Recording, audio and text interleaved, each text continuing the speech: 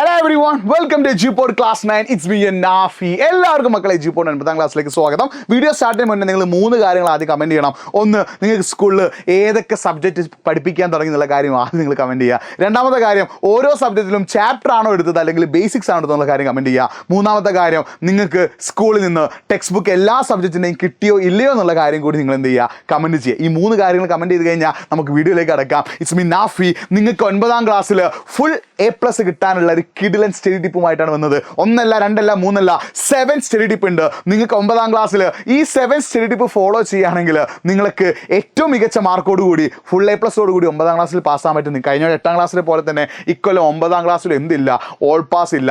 നിങ്ങൾ എക്സാം എഴുതി പാസ്സായാൽ മാത്രമേ നിങ്ങൾക്ക് 9ൽ നിന്ന് 10ാം ക്ലാസ്സിലേക്ക് എത്താൻ പറ്റുള്ളൂ. അപ്പോൾ 9ാം ക്ലാസ്സിൽ ഫുൾ മാർക്കോട് കൂടി അല്ലെങ്കിൽ ഫുൾ A+ കൂടി 10ാം ക്ലാസ്സിലേക്ക് എത്തണമെങ്കിൽ അതിന് കുറച്ച് കിഡിലൻ സ്റ്റഡി ടിപ്പ് ആവശ്യമാണ്. ആ സ്റ്റഡി ടിപ്പ് പറയാനാണ് ഞാൻ വന്നിട്ടുള്ളത്. മാക്സിമം 9ാം ക്ലാസ്സിൽ പഠിക്കുന്ന ആളുകൾക്ക് ഒരു വീഡിയോ അയച്ചു കൊടുക്കുക, നമ്മുടെ വീഡിയോ ലൈക്ക് ചെയ്യുക. നിങ്ങളുടെ ഫ്രണ്ട്സിൽ ആരൊക്കെ 9ാം ക്ലാസ്സിൽ എത്തിയിട്ടുണ്ടോ അവർക്കൊക്കെ വീഡിയോ അയച്ചു കൊടുത്തോ. ഇത്തരം അപ്ഡേറ്റ്സിനായിട്ട് നമ്മുടെ ചാനൽ സബ്സ്ക്രൈബ് ചെയ്തോ. ആദ്യം നിങ്ങൾ ചെയ്യേണ്ടത് find best hour to study. അതായത് ചില ആളുകൾക്ക് രാവിലെ പഠിച്ചാലേക്ക് തലേ കയറില്ല. ചില ആളുകൾ എന്ത് ചെയ്യും, രാവിലെ ഒരു 6 to 8 പഠിക്കാനായിട്ട് മാറ്റി വെക്കും. ചില ആളുകൾ രാത്രി ഒരു 7 to 10 പഠിക്കാനായിട്ട് മാറ്റി വെക്കും. അപ്പോൾ നിങ്ങൾക്ക് ഏത് സമയത്ത് പഠിച്ചാലാണോ നന്നായിട്ട് പഠിക്കാൻ പറ്റുക ആ സമയം നിങ്ങൾ എന്ത് ചെയ്യുക, കണ്ടെത്തുക. പല ആളുകൾക്കും പല സമയമായിരിക്കും. ചില ആളുകൾക്ക് രാത്രിയായിരിക്കും, ചില ആളുകൾക്ക് രാവിലെ ആയിരിക്കും. നിങ്ങൾക്ക് ഏതാണോ ബെസ്റ്റ് ടൈം ആ ടൈം നിങ്ങൾ എന്ത് ചെയ്യുക, ചൂസ് ചെയ്യുക. നിങ്ങൾക്ക് പഠിക്കാനായിട്ട് ഏതാണോ മികച്ച സമയമായിട്ട് തോന്നുന്നത് ആ സമയം നിങ്ങൾ എന്ത് ചെയ്യുന്നു, ചൂസ് ചെയ്യുന്നു. എന്നിട്ട് പഠിക്കാൻ ശ്രദ്ധിക്കുന്ന കാര്യം, അപ്പോൾ നിങ്ങൾ രാത്രി 7 to 10 3 മണിക്കൂർ പഠിക്കാനിരിക്കുന്നു വിചാരിക്കാം. ആ 3 മണിക്കൂറും കണ്ടിന്യൂസ് ആയിട്ട് ഒരു വിഷയം പഠിക്കരുത്. ഫസ്റ്റത്തെ 1 hour ഒരു സബ്ജക്റ്റ് പഠിക്കുന്നു, എന്നിട്ടൊരു 5 minute ബ്രേക്ക് എടുക്കുന്നു. അടുത്ത 1 hour നിങ്ങളൊരു സബ്ജക്റ്റ് പഠിക്കുന്നു, എന്നിട്ട് എന്ത് ചെയ്യുന്നു, 5 minute ബ്രേക്ക് എടുക്കുന്നു.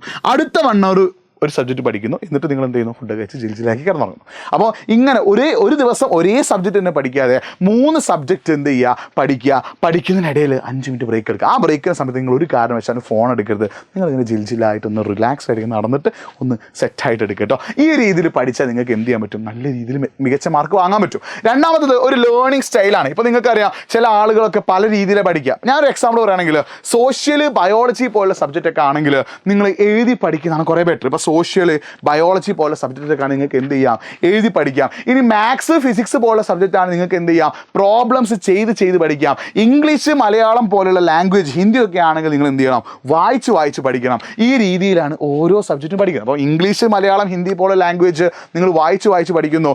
സോഷ്യൽ ബയോളജി പോലുള്ള സബ്ജക്റ്റ് എഴുതി പഠിക്കുന്നു. ഫിസിക്സ് മാത്സ് പോലുള്ള സബ്ജക്റ്റ് പ്രോബ്ലം ചെയ്ത് പഠിക്കുന്നു. ആ രീതിയിൽ നിങ്ങൾ എന്ത് ചെയ്യുക, പഠിക്കാം.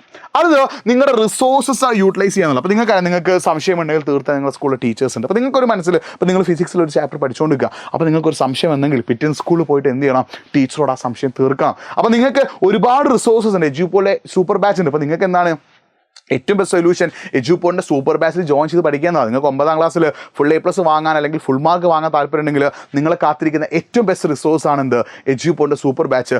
നിങ്ങൾ സൂപ്പർ ബാച്ചിൽ ജോയിൻ ചെയ്യാൻ തയ്യാറാണെങ്കിൽ നിങ്ങളെ തേടി ഏറ്റവും മികച്ച മാർക്ക് വരും, ഏറ്റവും ബെസ്റ്റ് മാർക്ക് വരും, ഏറ്റവും കിടിലൻ മാർക്ക് വരും. റിസോഴ്സസ് നന്നായിട്ട് യൂട്ടിലൈസ് ചെയ്തിട്ട് റിസോഴ്സസ് നന്നായിട്ട് ഉപയോഗിച്ചിട്ട് അടിപൊളിയായിട്ട് നിങ്ങൾ എന്ത് ചെയ്യുക, പഠിക്കുക. അങ്ങനെ പഠിച്ചാൽ നിങ്ങൾക്ക് മികച്ച മാർക്ക് കിട്ടും. അടുത്തതാണ്, ഒരിക്കലും നിങ്ങൾ സ്ട്രെസ്സുള്ള സമയത്ത്, ഇപ്പോൾ നിങ്ങളൊരു ദിവസം സ്കൂളിൽ PT പീരീഡ് കഴിഞ്ഞ് കളിച്ച് ഉല്ലസിച്ച് അർമാദിച്ചിട്ട് എങ്ങോട്ടേക്ക് എത്താണ്, വീട്ടിലേക്ക് എത്താണ്, നിങ്ങൾ ഭയങ്കര ക്ഷീണമായിരിക്കും, ഭയങ്കര ഒരു വയ്യായികയായിരിക്കും. അപ്പോൾ അങ്ങനെ നിങ്ങൾക്ക് മെൻ്റൽ സ്ട്രെസ്സോ ഫിസിക്കൽ സ്ട്രെസ്സോ നിങ്ങൾക്കൊരു ഭയങ്കര ടെൻഷൻ ഉണ്ട് അല്ലെങ്കിൽ ഒരു വയ്യായിക ഉണ്ട്, ആ സമയത്ത് നിങ്ങൾ ഒരിക്കലും പഠിക്കരുത്. ആ സമയത്ത് നിങ്ങൾ റിലാക്സ് ആയിരിക്കുക, കൂളായിരിക്കുക.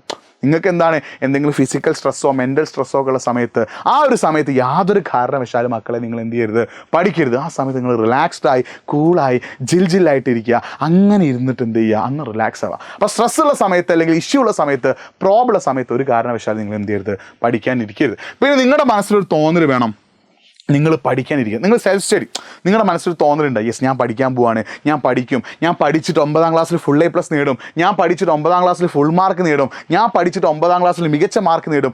ആ ഒരു ചിന്ത, ആ ഒരു താല്പര്യം, ആ ഒരു ഇഷ്ടം നിങ്ങൾക്ക് പഠനത്തോട് വേണം. നിങ്ങൾ പഠിക്കാനിരിക്കുമ്പോൾ നിങ്ങളുടെ മനസ്സിൽ എന്ത് തോന്നണം, യെസ് ഞാൻ 9ാം ക്ലാസ്സിൽ മികച്ച മാർക്കോട് കൂടി പാസ്സാവും, ഞാൻ 9ാം ക്ലാസ്സിൽ ഏറ്റവും മികച്ച മാർക്ക് നേടും, ഞാൻ 9ാം ക്ലാസ്സിൽ ഏറ്റവും ബെസ്റ്റ് റിസൾട്ട് നേടും.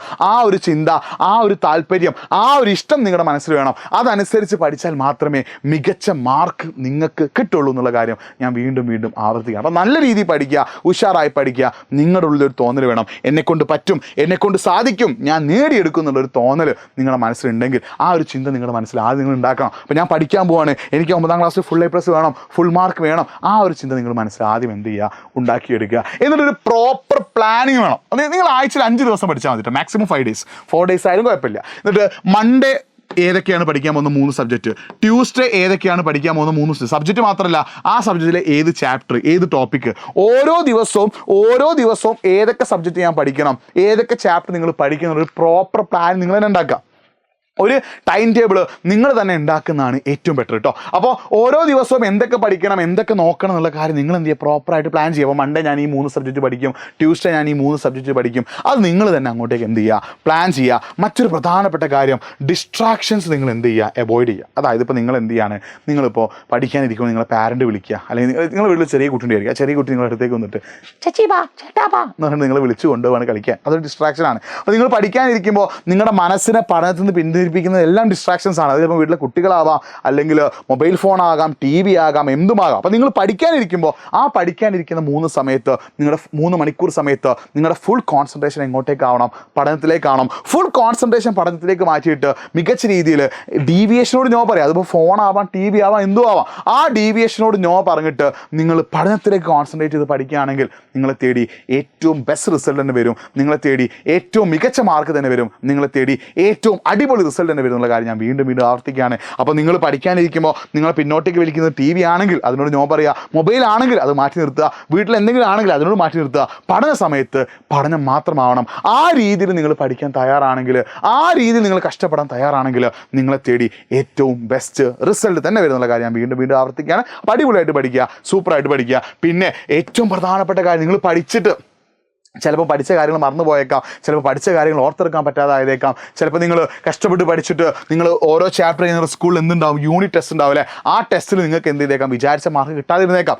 എന്തൊക്കെ വന്നാലും നിങ്ങൾക്ക് മനുഷ്യന്മാരാണ്, ചിലപ്പോൾ തോറ്റുപോകും, ചിലപ്പോൾ തളർന്നു പോകും, ചിലപ്പോൾ നമുക്ക് പ്രോപ്പറായിട്ട് കാര്യങ്ങൾ ചെയ്യാൻ പറ്റാതെ വന്നേക്കാം. അതൊരു പ്രശ്നമല്ല. നമ്മൾ നമ്മുടെ തെറ്റിൽ നിന്ന്, നമ്മുടെ തോൽവിയിൽ നിന്ന് പാഠം ഉൾക്കൊണ്ടുകൊണ്ട് അടിപൊളിയായിട്ട് നമ്മൾ മുന്നോട്ടേക്ക് പോവുക, ജിലായിട്ട് നമ്മൾ മുന്നോട്ടേക്ക് പോകുക. അപ്പോൾ നന്നായി പഠിക്കുക, ഉഷാറായി പഠിക്കുക, സൂപ്പറായി പഠിക്കുക. അപ്പം നിങ്ങൾക്ക് തോൽവികൾ ഉണ്ടാവാം, നിങ്ങൾ തോറ്റുപോകാൻ, ചിലപ്പോൾ നിങ്ങൾക്ക് മാർക്ക് കുറയാം, നിങ്ങൾ പഠിച്ച കാര്യം മറന്നു പോകാം, അതൊന്നും പ്രശ്നമല്ല. നമ്മൾ വീണ്ടും വീണ്ടും വീണ്ടും വീണ്ടും ശ്രമിച്ചുകൊണ്ടേയിരിക്കുക. തോമസ് ആൽവ എഡിസൺ 1000 തവണ ശ്രമിച്ചിട്ടാണ് ബൾബ് കിട്ടിയത്. അപ്പോൾ നിങ്ങൾ പഠിക്കാനായിട്ട് ഫുൾ A+ കിട്ടാനായിട്ട് ഈ ഒരു കൊല്ലം മുഴുവൻ ശ്രമിച്ചാൽ അവസാനത്തെ പബ്ലിക് എക്സാം നിങ്ങൾ റിസൾട്ട് വരുമ്പോൾ മികച്ച മാർക്ക് നിങ്ങൾ തേടിയിട്ടുള്ള കാര്യങ്ങൾ ഓർക്കുക. നന്നായി പഠിക്കുക, ഉഷാറായി പഠിക്കുക. മറ്റൊരു വീഡിയോയുമായിട്ട് വീണ്ടും കാണാം. It's me Nafi signing off. ഈ വീഡിയോ ലൈക്ക് ചെയ്യുക, മാക്സിമം ഫ്രണ്ട്സിലേക്ക് ലിങ്ക് ഷെയർ ചെയ്യുക. വീണ്ടും കാണാം. ബൈ.